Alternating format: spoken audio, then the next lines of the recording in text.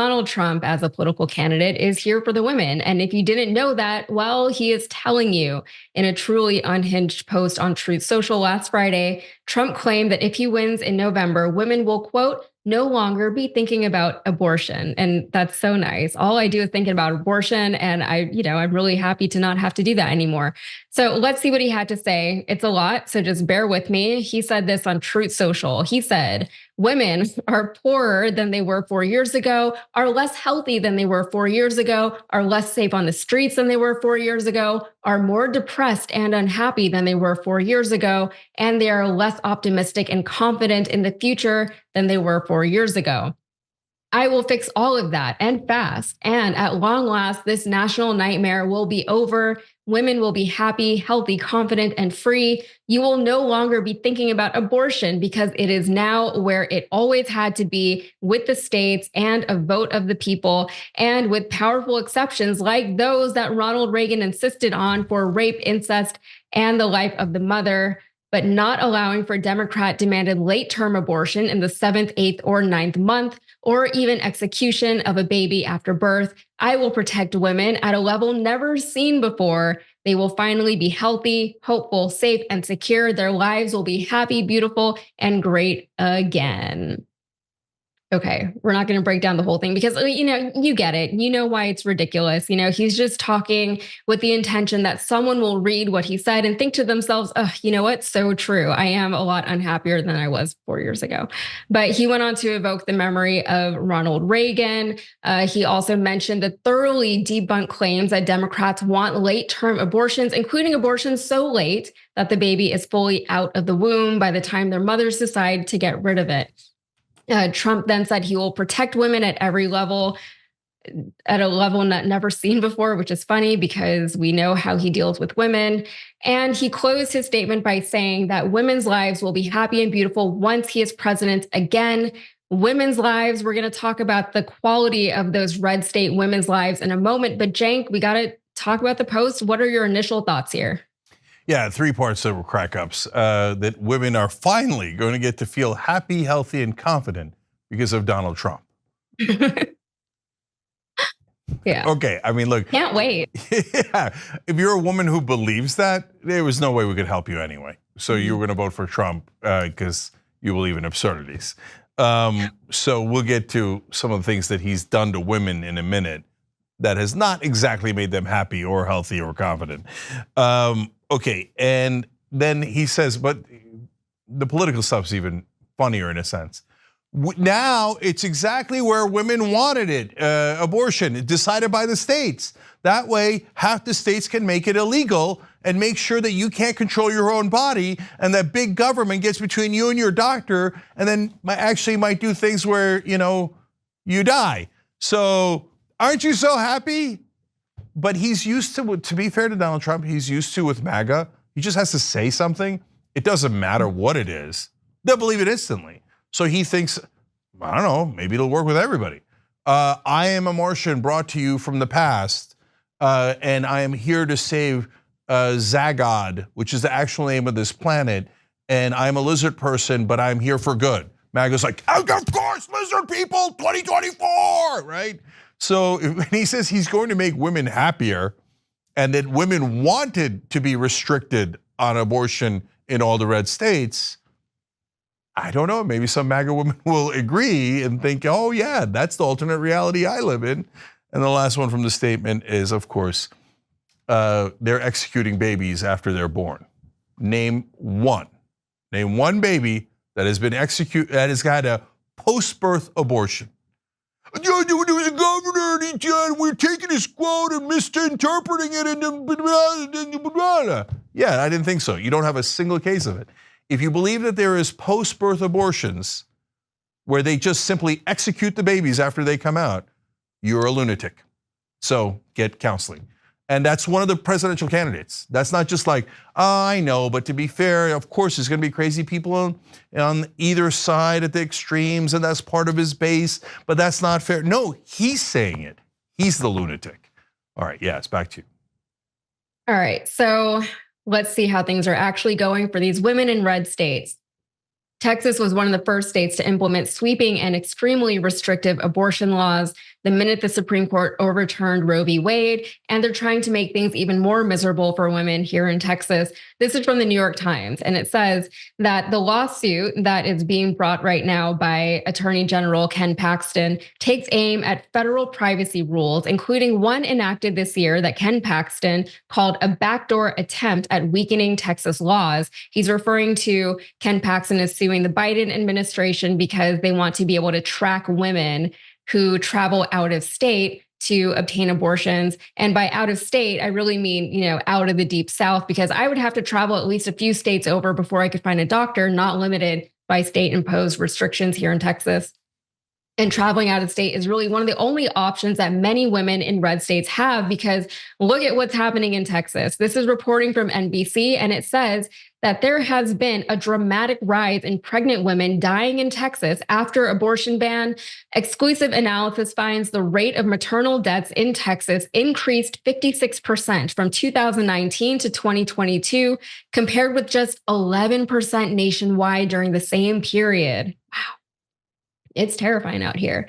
The analysis was conducted by the Gender Equity Policy Institute, or GEPI, using publicly available data from the Centers for Disease Control and Prevention. Nancy Cohen, the president of the GEPI, explained the findings, saying this. She said, "There's only one explanation for this staggering difference in maternal mortality. All the research points to Texas's abortion ban as the primary driver of this alarming increase. Texas, I fear, is the harbinger of what is to come in other states." And just a reminder that in Texas, the state banned abortion at 5 weeks prior to the overturning of Roe v. Wade. After the overturning, ironically, abortions are now only permitted in extreme circumstances when the mother's life is in danger. Problem is, a lot of times women have to suffer immensely before doctors are able to claim that her life was in danger, sometimes to the point of damaging her reproductive organs to the point that she can no longer conceive a child in the future.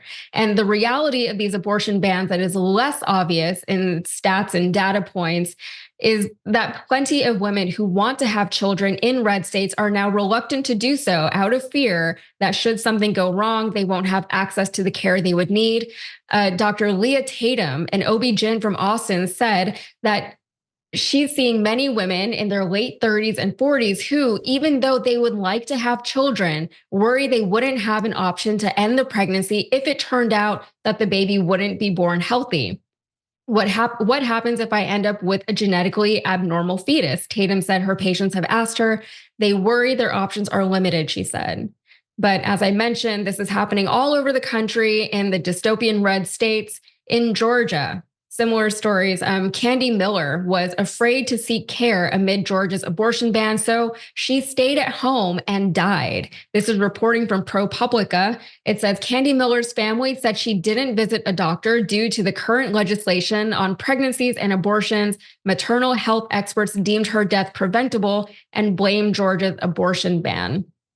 So, Cenk, this one obviously hits very close to home. I am a woman in my mid to late 30s in Texas who would like to have children. And now I don't know, I just might not, because unless I move, which is, I don't think I will anytime soon, it would be very scary for me to have a baby here in Texas. But I feel like a lot of those real world stories, we hear the really, really scary ones about, this woman had to have a miscarriage in the bathroom of an ER because the doctors wouldn't see her. Here in Texas, by the way, if a doctor is even perceived to have been aiding in an abortion, even if the woman technically has a miscarriage or anything like that, the doctor could lose their license to practice medicine, or they could even be given a life sentence in prison. They could go to jail for life if they're even perceived to have aided a woman, which is why a lot of doctors, like, even if they want to help women, they just can't or they won't. Or a lot of them are leaving red states. So women have even fewer options, even just for consultations with their doctors. So it really is a big, scary problem. I do not believe that Donald Trump is going to help us at all, because I blame Donald Trump for the fact that I lost my rights to healthcare here in Texas. Cenk, what do you think? Yeah, this 56% increase in maternal death brought to you by the pro-life movement. Mm-hmm. So I was on a British show a couple of days ago, and it was conservative. And when we got to abortion, they demanded that I say that abortion is immoral. I'm like, brother, you're not getting it. I don't think like you do. I think these women dying because big government got involved and told them what they could and couldn't do with their body is immoral.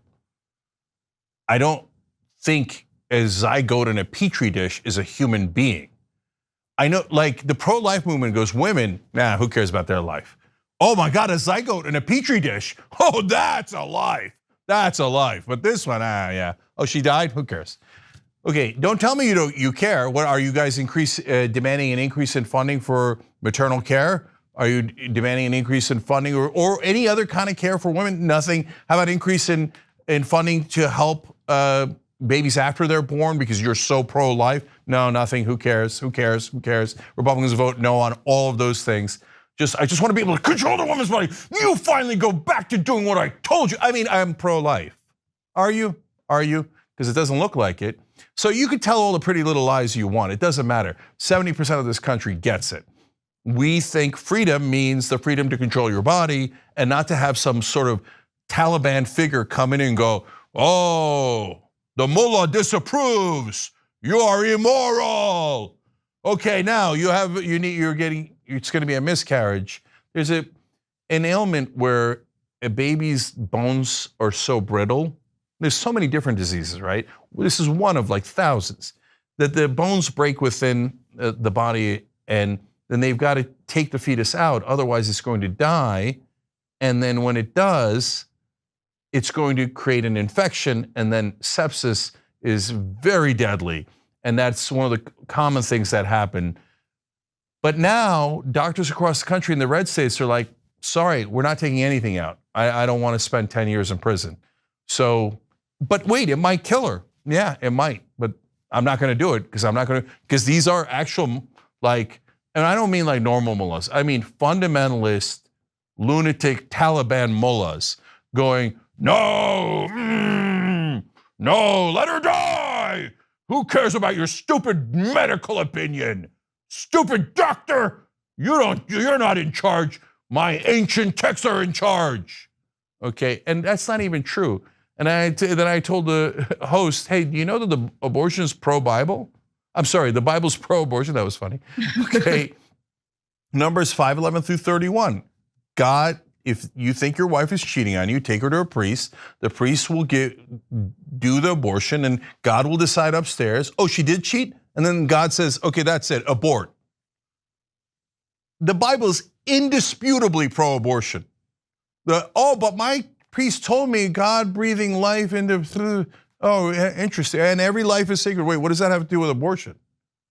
Doesn't have anything to do with abortion. Whereas Numbers 5:11-31 directly says God will do the abortion for you if you think your wife cheated on you. Don't believe me? Go ahead, pick up any Bible. Not my Bible, pick up your Bible. Read Numbers 5:11-31. So the whole thing's a lie. Religious leaders invented this lie that is not at all in the Bible. In fact, the very opposite is in the Bible, because religious leaders were all men who wanted to make sure that they can control their chattel. Because back in the day, women were property. And they're like, we don't want this property getting any ideas, so we're going to tell them the opposite of what the Bible says, and we're going to control every part of their lives. This is the so-called pro-life movement, and it's killing women across the country. Thanks for watching The Young Turks, really appreciate it. Another way to show support is through YouTube memberships.